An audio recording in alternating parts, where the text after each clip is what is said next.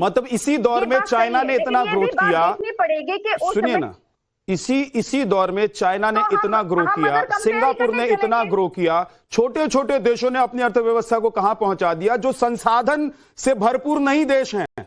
हमारे देश में असीमित संसाधन, असीमित ऊर्जा, युवाओं से और कर्मवीरों से भरा हुआ देश। इतने समय तक दिया उसको टाइम, और उसके बाद में ये ग्रोथ, उसमें हम जो आजादी से निकल करके आए हुए थे, तब तक हमारा कॉन्स्टिट्यूशन भी नहीं ड्राफ्ट हुआ था, ड्राफ्ट हो ही रहा था। 1950 में जो है नेहरू जी प्रधानमंत्री बने हुए थे, और उसके बाद में हम धीरे धीरे ग्रोथ करना चालू। 1991 जब सारे के सारे विश्व में, ग्लोबल में क्राइसिस चालू हो रही थी, तब हमारी जो सरकार थी, तब तत्कालीन कांग्रेस की सरकार, उसने क्या किया हुआ था, उसने ग्लोबलाइजेशन किया, प्राइवेटाइजेशन किया, और जो है आपका उन्होंने 4 मेजर जो है उठाए हुए थे, 4 मेजर जो उस वक्त आर्थिक उदारीकरण, निजीकरण, डॉक्टर मिश्रा, वैश्वीकरण, आप जस्टिफाई कर लीजिए, बनता है। अभी आप लोगों को साथ भी खड़ा होना है, इंडी गठबंधन में आप लोग सब लोग साथ में हैं, लेकिन मैं कहता हूं जब हमारा देश ग्रो कर सकता था ना, तो बोफोर्स घोटाला, जीप घोटाला, सुन लीजिए, खाद घोटाला, ये सब उठा के अब आप गूगल कर लीजिए, आप सफारी कर लीजिए और देख लीजिए कि इस देश में क्या क्या चल रहा था। यानी कि इस देश को चलाने वाले जो लोग थे वो कंट्रोल नहीं कर पा रहे थे, वो ये नहीं देख पा रहे थे, उनकी दूरदर्शिता इतनी नहीं थी कि वो ये देख पा रहे थे कि देश के कौन से हिस्से से वो देश के लिए क्या हासिल कर सकते हैं। किया जाए देश के प्रथम प्रधानमंत्री से, हैसियत नहीं है। मैं सिर्फ फैक्ट पर बात कर रहा हूं। प्रथम प्रधानमंत्री, आप मेरे फैक्ट को काट दीजिए, मैं मान लूंगा, मैं सवाल करना छोड़ दूंगा समाजवादी पार्टी से। आप मेरे फैक्ट को काट दीजिए मिस मिश्रा।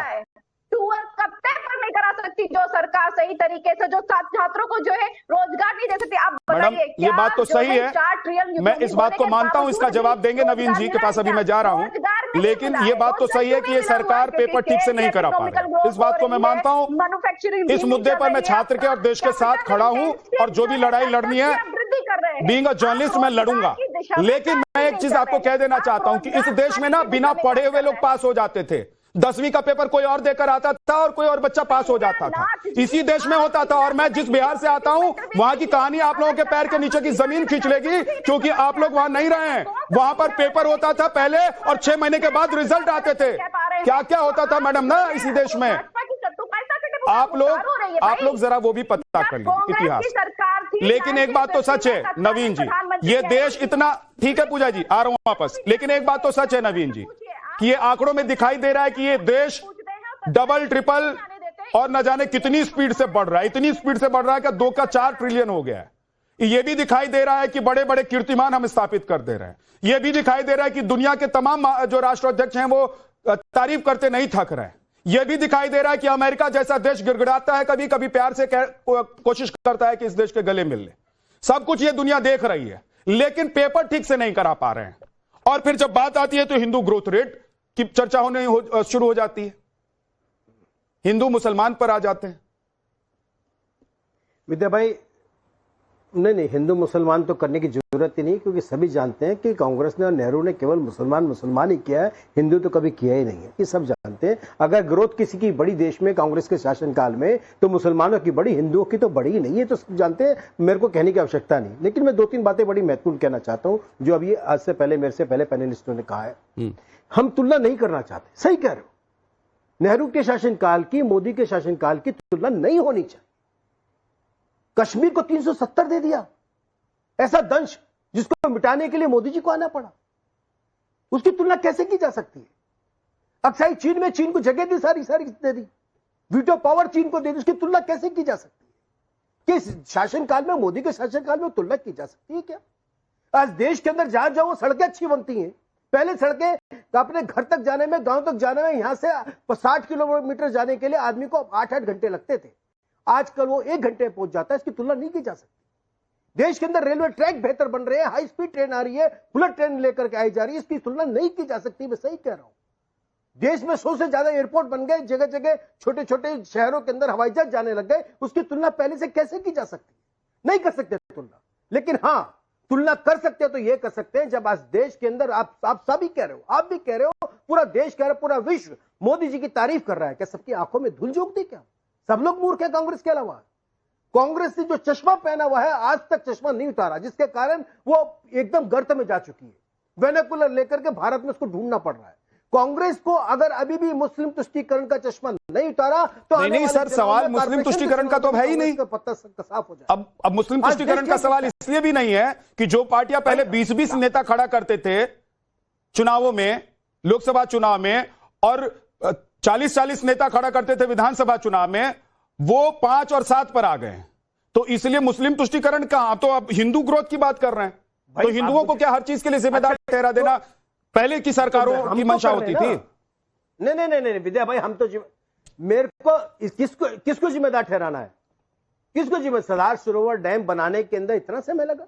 कांग्रेस ने जो तय किया वो आज तक बना नहीं। देश के हमारे प्रथम राष्ट्रपति के साथ क्या किया? प्रथम देश के राष्ट्रपति के साथ क्या किया? उनको दिल्ली के अंदर उनकी समाधि तक नहीं बनने दी। उनके मृत्यु के बाद उनके पास किसी को जाने तक नहीं। जितने बिहार के अंदर लोग थे, पटना में जितनी जनसंख्या थी उससे ज्यादा लोग उनके कम्युनिकेशन में शामिल थे देश के प्रथम राष्ट्रपति के। वो पहला प्रधानमंत्री देश का वहां गया नहीं। पंडित जवाहरलाल नेहरू, किस बात की बात करते हो? वो व्यक्ति जो केवल भोग विलास में डूबा रहा, जिसने पूरे देश को सत्ता को पाने के लिए लोकतंत्र की पहले चोरी करी। 2 मुद्दे हैं, 2 पॉइंट्स हैं। एक सेकंड आ रहा हूं, मैं आप ही लोगों की तरफ से सवाल पूछ रहा हूं, रुक जाइए ना एक सेकंड। प्रधानमंत्री जी के लिए नहीं की जा सकती, लुटेरों से, चोरों से मोदी जी की तुलना नहीं की जा सकती, नहीं की जानी चाहिए। कौन सा डिपार्टमेंट? देश के प्रथम प्रधानमंत्री की बात कर रहे हैं आप। अरे मैं बोलता हूँ ना, आपने क्या किया? क्या नेहरू ने लोकतंत्र के अंदर चोरी करके सत्ता हासिल नहीं की थी क्या? सब जानते हैं इस बात को। वो चोर तो कहते थे तुलना मोदी से करेंगे आप? नहीं करनी चाहिए मोदी जी को। आज इस देश को आवश्यकता है मोदी के नेतृत्व में अगले 10 साल काम करने की, और 10 साल इसलिए काम करने की देश को इस पूरी तरह की कोरोना की त्रासदी हो, चाहे ये युद्ध के कारण भारत को निकाल करके साथ लेकर के जाना हो। अगर मोदी के अलावा कोई और प्रधानमंत्री होता, अगर कांग्रेस के शासनकाल में हुआ होता तो लोग कांग्रेस ने वहां पर योगदान दिया। तब जो कब दिया? 62 में। आप कह रहे अगर तब के तत्कालीन पूजा जी 62 में, 62 में तब के जो विदेश मंत्री थे वो कह रहे थे कि हम सड़क इसलिए नहीं बनाएंगे कि चीन कुछ करेगा ही नहीं। जितने लोगों ने योगदान दिया मिश्रा जी, अब भीम अम्बेडकर जी को गलत कह रहे हैं। कैसी बातें कर रहे हैं आप? प्रधानमंत्री जी के इस देश का अपमान नहीं हो रहा है? सब जानते हैं। आप प्रथम प्रधानमंत्री जी के लिए ऐसे शब्दों का चयन कर। अच्छा, सच को सच कह देने से अपमान हो जाता है क्या? 62 में जब चीन ने हमला किया, पूजा मिश्रा जी आप सुनिए ना, आप पहले किसी पार्टी के नेता होने से पहले इस देश की बेटी हैं। मंत्री जी को पर टिप्पणी कर सके। मिश्रा जी, आप किसी भी पार्टी की नेता होने से पहले इस देश की बेटी हैं। इस मिट्टी के लिए आप जिएंगी और इस मिट्टी के लिए मरेंगी, जान दे देंगी, मुझे पता है, मैं जितना आपको जानता हूं।